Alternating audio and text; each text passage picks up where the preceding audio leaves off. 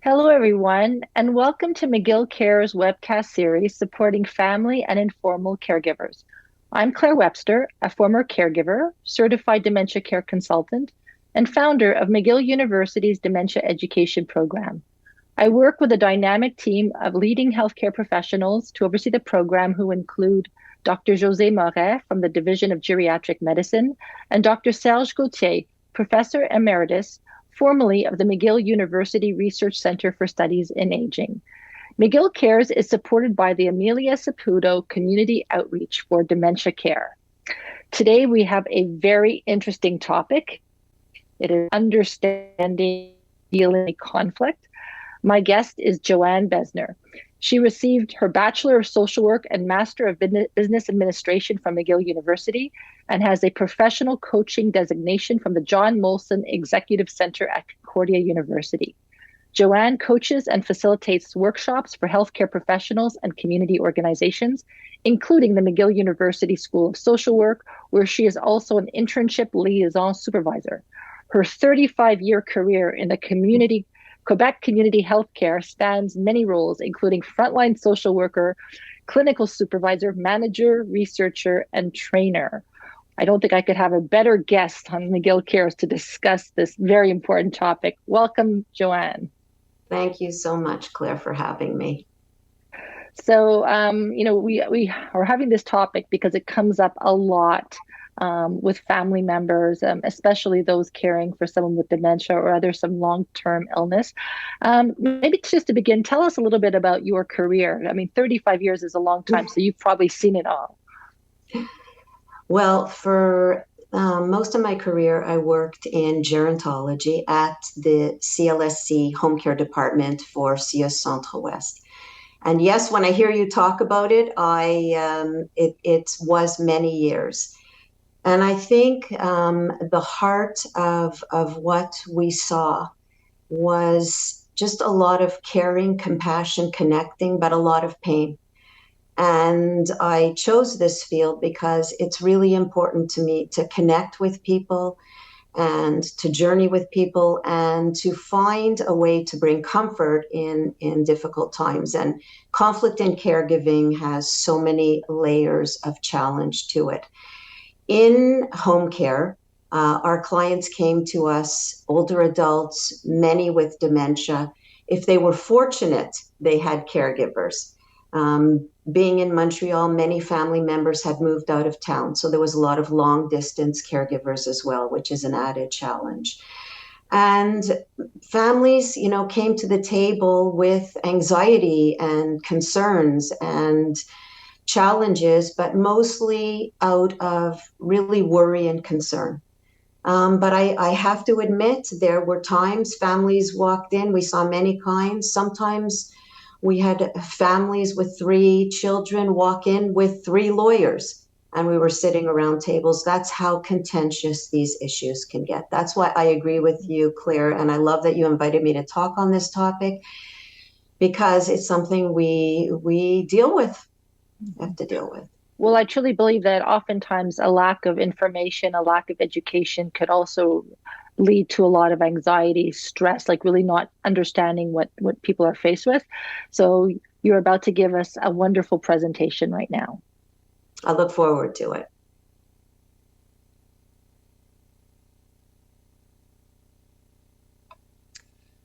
Okay, so family conflict and caregiving is our topic today. And where do we begin? I always think if you're facing this, sometimes you do say, why is this happening to me? Why is this happening to us in my family?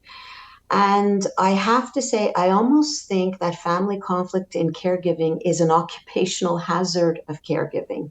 Think about all the aspects that we face. Starting with, and you can see on the screen, emotions. When emotions are raw, that really sets the stage for conflict. And the emotions we have as caregivers, anger, frustration, anxiety. So I too, I have to say, I wanted to mention, I'm a family caregiver as well, and I'm part of a team. And so I've experienced these very strong emotions as well. Why? Because we're making big decisions. decisions about the well-being of people's lives. And it's always more challenging to make decisions about or for somebody else. And you're interdependent. If you're caregiving, the good news is you're not caregiving alone. And the bad news is you're not caregiving alone. So if you're not on the same page as your family members that you're depending on, it's another challenge. But isn't that normal? We all come, even if we've been raised in the same family, we may have different morals and values. We may have different expectations and perceptions. So that leads me to these last two that you see, which are tremendously important and cause this. And one is caregiver burden. We know caregiving is challenging. It takes a toll. And very often where there's several caregivers, it's not unusual for one or a couple of people to carry the load. And those people sometimes may feel like, wow, that's not fair. It's not equal. You can even feel sometimes that you're being taken advantage of. And of course, there's your relationship history. Where were you in the family? Were you the favorite child? Were you the black sheep of the family? Because this also has bearing, especially with second marriages, blended families.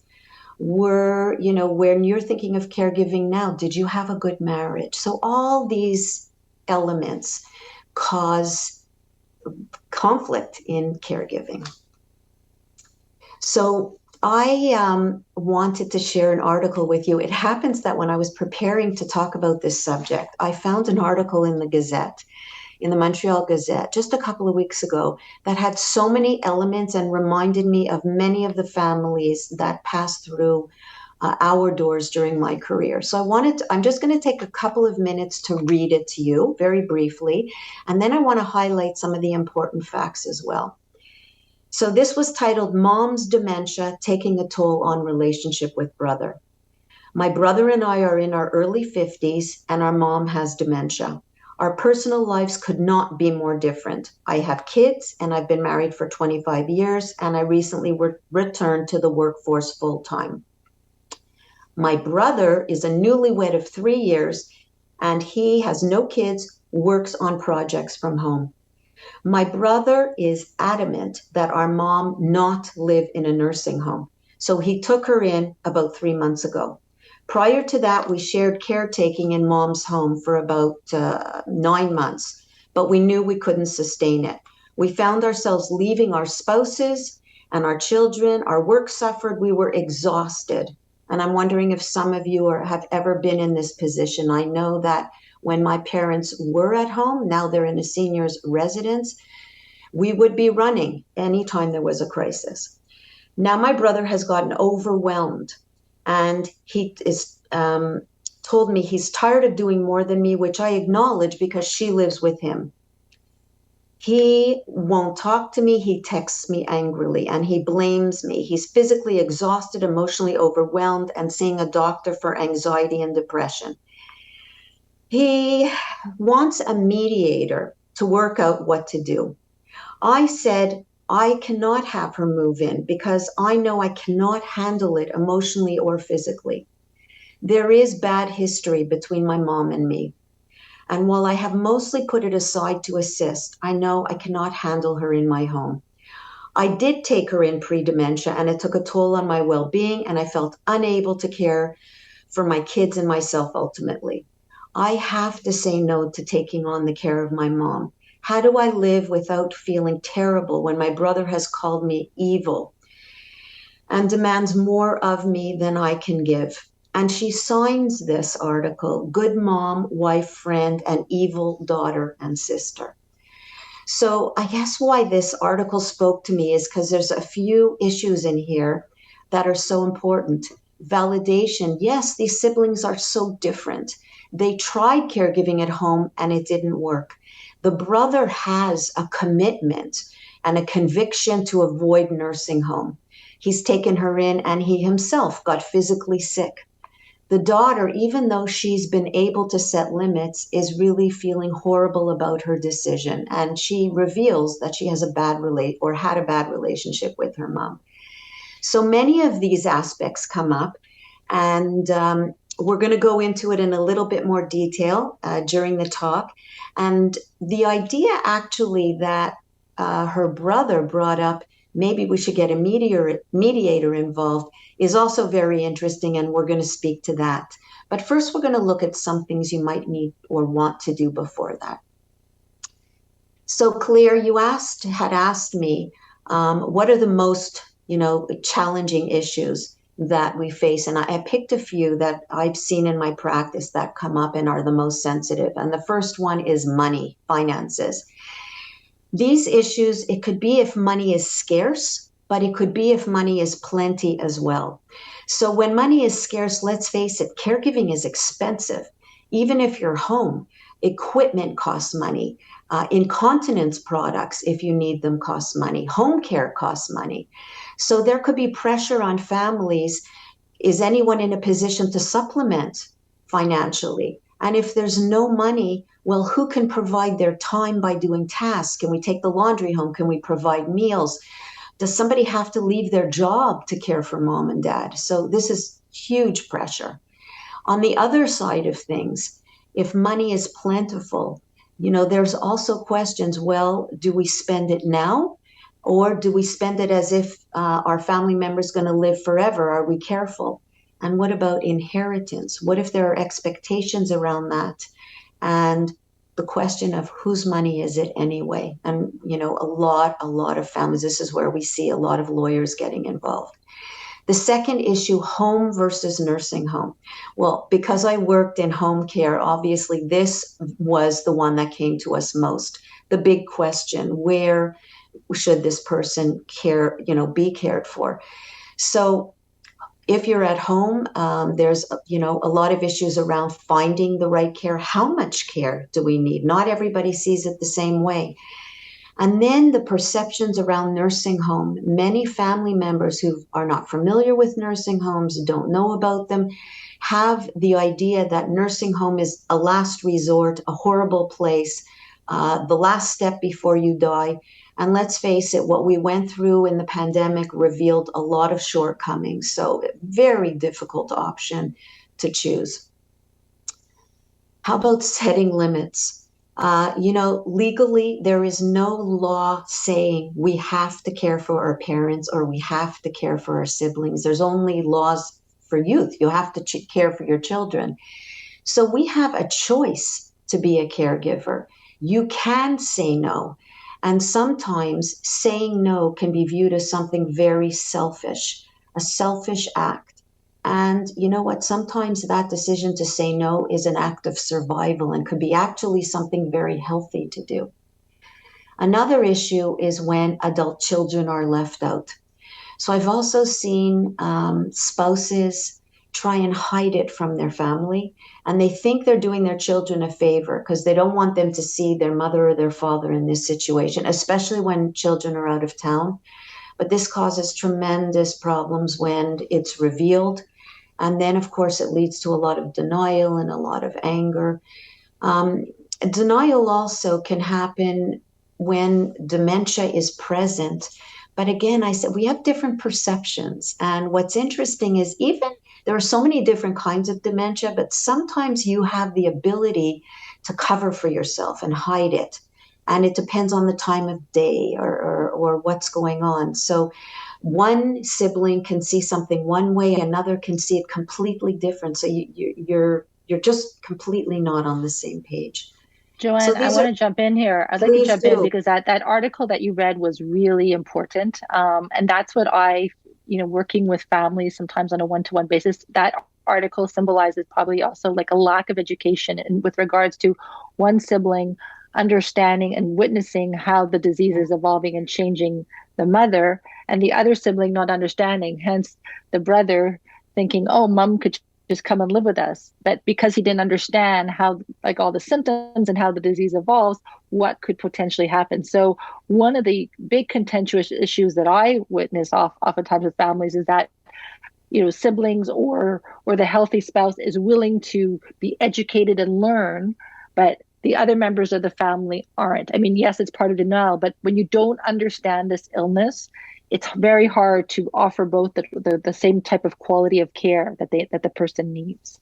Oh, such a good point, Claire. I agree. Very well said.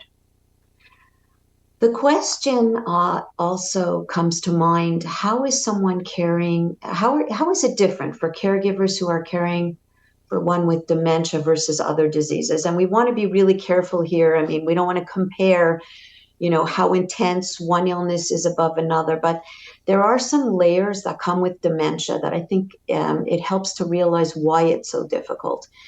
And I'm going to go back to emotions. Seeing your partner, your spouse, or your parent, or even a sister or brother who was once intelligent and vibrant, lose their self, lose their essence before they're actually gone is a horrible thing to witness, and brings up intense emotions and fear, and often about ourselves. I'm watching this slow decline. Is this going to happen to me? Am I going to lose myself? The other issues around dementia that need to be talked about are about competency.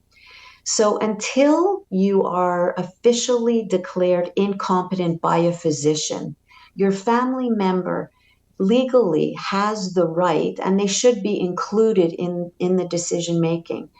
But before that happens, often they might have poor judgment. They don't exactly understand what's going on, and decision making with them and communicating could be so frustrating because they don't truly understand, or maybe are choosing what's appropriate for them.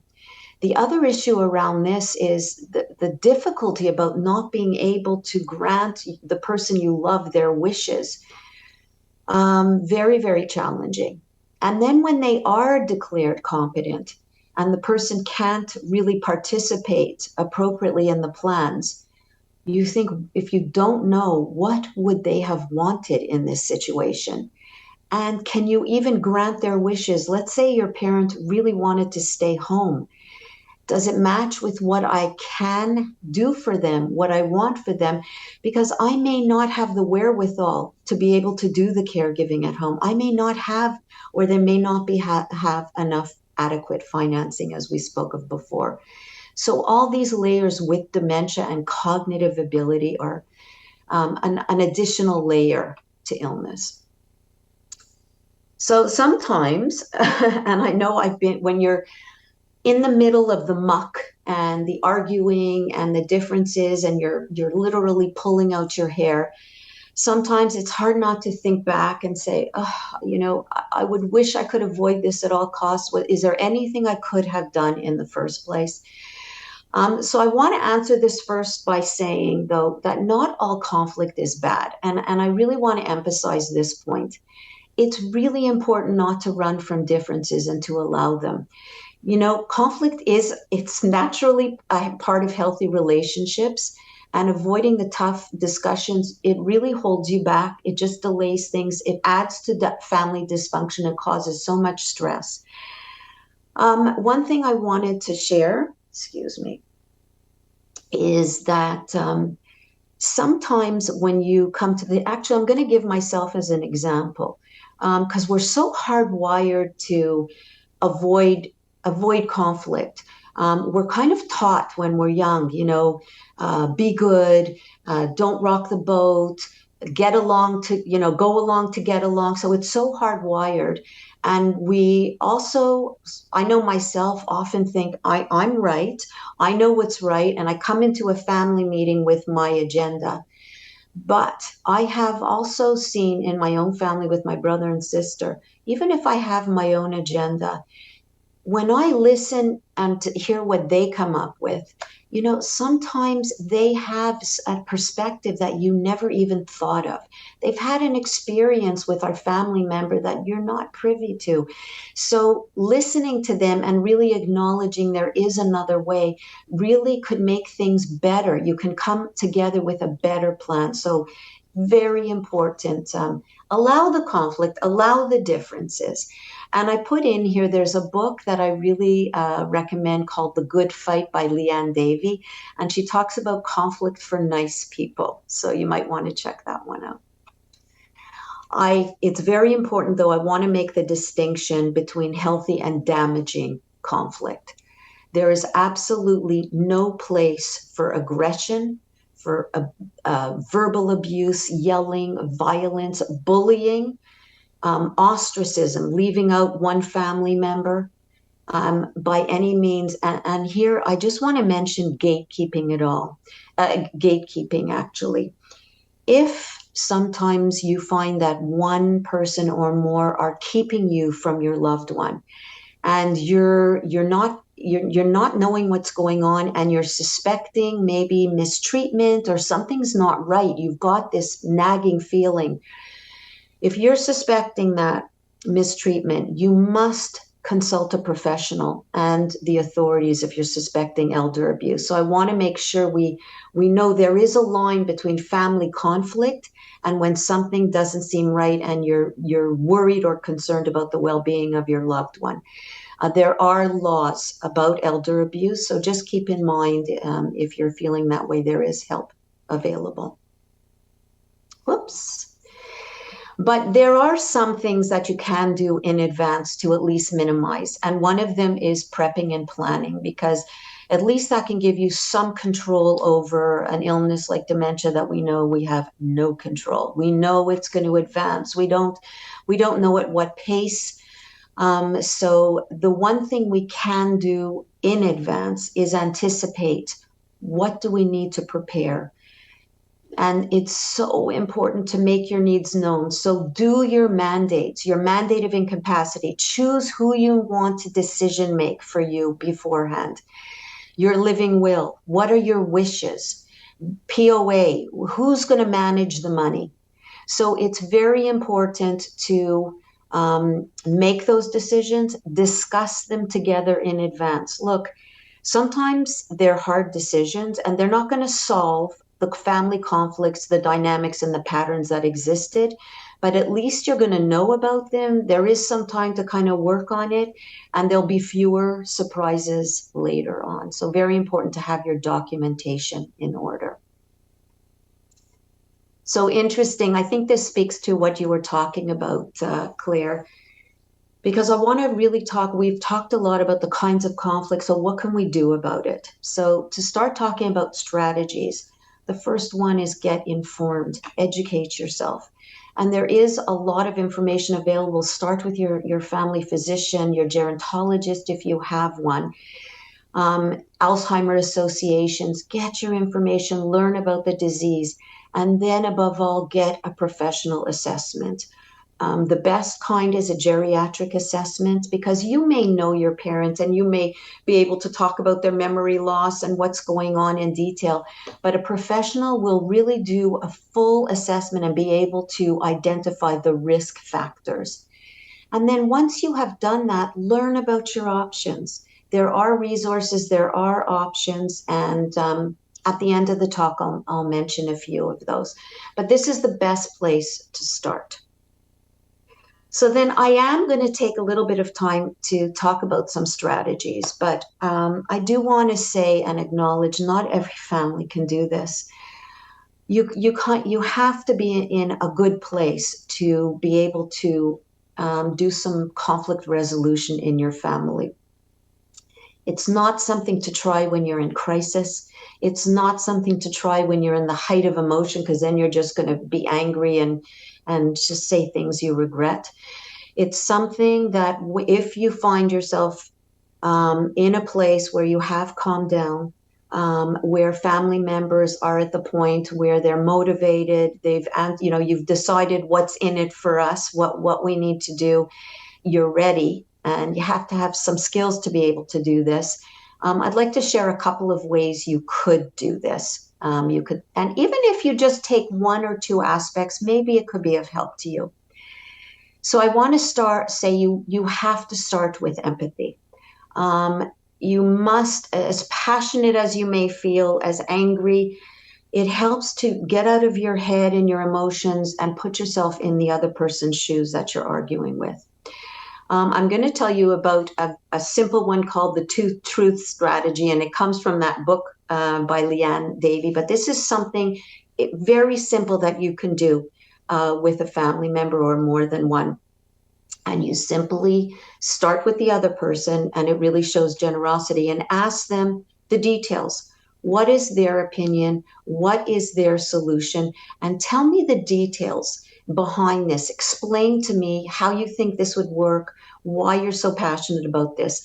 And then you label it truth number one, because there isn't just one way. And this really validates and acknowledges, yes, you're hearing them, you believe them. So you get yourself a big paper, you literally draw a line in the middle and put truth number one and write down all the aspects. And then when they're finished, you have your turn. And you write down truth number two. And you explain your reasoning, your version, your details, and you have it down there in black and white. And then here comes the tough stuff. When you're ready, but you're able to see it, then together you really have to look at what's down, what's in front of you, and see if you can work towards a solution that can solve it for both of you. So this is something you can try yourself when you feel ready. I want to share what worked in my own caregiving experience, because I'm one of three. And I have a brother and a sister, and we're all very opinionated and very strong personalities. And we grew up in the same home. But again, our history, our position in the family has bearing on what page we're on.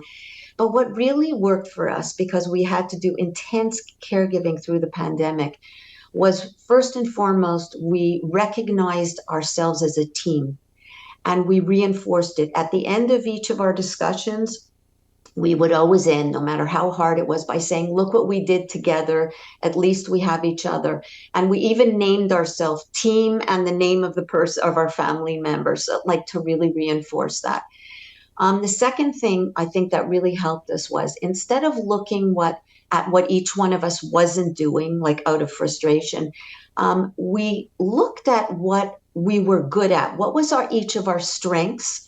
And then how could we really do what we did best? So for example, one of us was really good at navigating the system and talking to doctors. Another person wanted to do the shopping and the delivering. And another person was more good at hands-on with our family member, had that special connection.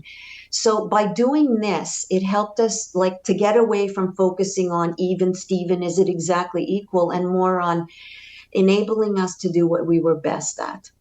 And the third thing in every situation is communicate regularly.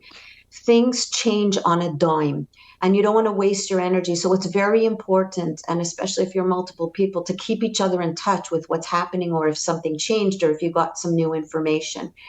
And Zoom or tech can really help if you can. Otherwise, pick up the phone, but just keep in touch. It's really, really helps. Here, I'm going to leave you. This is my last strategy. And for those who really feel like they're ready and they can do it themselves, I have 6 points that can really lead you through a process. Full disclosure, I am a coach, and this is by Positive Intelligence, Shirzad Sharmin, and this is my go-to. This is my operating system. I use these tactics to really solve conflicts and problems. So I wanted to share it with you in case this would help. And it's just a little bit more than the 2 truths. 6 steps. First, explore a lot of the same things, but start with yourself. Really understand about yourself. What's my bigger why? Why is this my position? And what's my underlying reason or aspiration? So really understand what's going on for yourself. Secondly, navigate. Get a little perspective, because you have to choose your battles, and you don't want to sweat the small stuff. So ask yourself, what's truly important here? And you could kind of have to look at your wiser elder self and say, at the end of this whole caregiving journey, is this an important thing? Because you may decide it's not worth it and just drop it. What's really important for me to pay attention to, and what's really not important. The third one takes some little introspection, and it's saboteurs. And it's about asking yourself, well, what is it about me that might be contributing to this conflict? Because I know we often think about the other, that family member is sabotaging our whole process. They're just, if they weren't here, it would all be okay. But they might be thinking the same thing about you. So I'll use myself. I'm going to be very honest and vulnerable here and say we all have saboteurs. Saboteurs are those, it's not who we are, but those negative voices in your head that really get in your own way. Okay, so it could be like myself. I have a tendency, I could be a bit of a controller and a hyperachiever, and I'm also a big pleaser. So if I'm really honest with myself, if I'm in a controlling mode, am I really listening to the other people sitting around the table, or am I getting carried away with my controller? So it helps to really look at ourselves because we're so quick to judge other people. I'm going to add one, Joanne, because Okay. the families that I work with, a big saboteur is guilt, right? So, if, for example, when one Yeah. sibling feels an overwhelming sense of guilt about placing their parent, for example, in a residence, and that guilt is so incredibly overwhelming that they're really like they're not allowing any transition to happen, and what I've heard a lot from families is where the parent has basically made their child swear that they would never be placed in a long-term Yes. care residence. And if they were, then they're going to lose an inheritance. Okay. I mean, to that extent. And what COVID has shown us, and the pandemic has shown us in life is that you have to have a plan A, but you also have to have a plan B.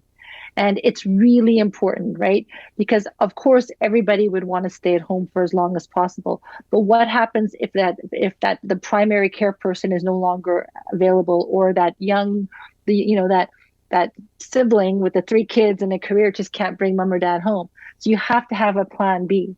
But I think guilt, working with the Mm. families that I do is probably one of the biggest saboteur thoughts, right?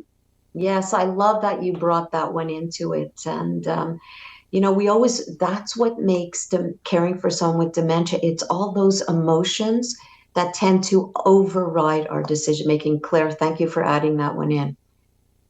So I'm going to continue on just at this point, and really having insight to that. Empathy. Again, I come back to that. First of all, have empathy for yourself. If you are feeling guilty or any of those other emotions, understand that that's okay and understandable in the circumstances. But then look to the person you're arguing with and remind yourself, what do you appreciate about that family member? Look to their good attributes and then think about their position and their bigger why. What might they be worried about? And I put in a little bit of language here because sometimes it's hard to know what kind of words to use. So here, if you can imagine yourself saying, I imagine that you must feel such and such. Am I correct? Help me understand where you're coming from. So that kind of language can help. It shows you're generous, you're really listening, you want to hear what's on their mind. Then, we move on. Innovate, brainstorm your ideas together. And for this, you really have to create a safe place and allowance to do it, except as I spoke about that I did with my brother and sister, except to listen without judging. And then once you do it and everybody's allowed to say their ideas, summarize the best ideas. Remember, even if you think somebody absolutely does not make sense, nothing they're saying is valuable, if you can just really acknowledge that at least 10% of what someone is saying likely has a value to it, and just find that 10%. And then finally, if you've been able to do this, activate, establish the steps needed, and just one by one say, okay, what do we have to do to get this conflict resolved, and who's going to do what?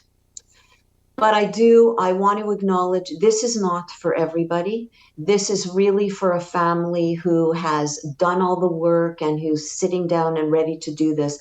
And I will say probably the majority of families wouldn't be here yet or may need some help to do this. So a really good point is you absolutely don't have to do this alone. And I want to go back to that Gazette article. Because with all those elements, you can tell the daughter was feeling so guilty with her emotions, and the son was feeling so angry. he did have a sense that they needed some outside help. You don't have to do this alone. There are social workers and counselors and mediators. And here, a good place to start is with your own care team. If you're known to a geriatric clinic or a CLSC, your local community service center, start with your social worker. If you're not there yet, there are the orders, the social work order, the order of psychologists. They have mediators, family mediators who are trained, who can come in and really be objective and help you maybe go through some of the steps that we've outlined if you're not able to do it yourself. And I have to say, my wish, because caregiving is so challenging. I mean, it's there on top of our own personal lives and our challenges. And in these times, in the last few years, it's on top of the pandemic. So as difficult as it is, if you're fortunate enough to be part of a caregiving team and have family members, if you can find yourself to take those conflicts and turn them into an opportunity to strengthen those family bonds, then maybe you could find some comfort in your family members. And that really is what I wish for our participants here today, Claire, to try and use this information. Joanne, thank you so much for this unbelievably comprehensive presentation. I mean, it was so incredibly educational and informative, and I just learned so much. But I just love all the strategies that you provided, and really thank you for taking the time to be with us today. My pleasure, and I wish well all our caregivers who are here with us today. So this webcast is an initiative of the McGill University Dementia Education Program, which is funded by private donations. If you would like to make a contribution to our program, or for more information about all of the incredible resources that we have to offer, please visit us at mcgill.ca/dementia. If you would like to join our mailing list to be notified about upcoming episodes of McGill Cares, as well as other important programs and resources from us, you can sign up at dementia@mcgill.ca. Thank you for watching.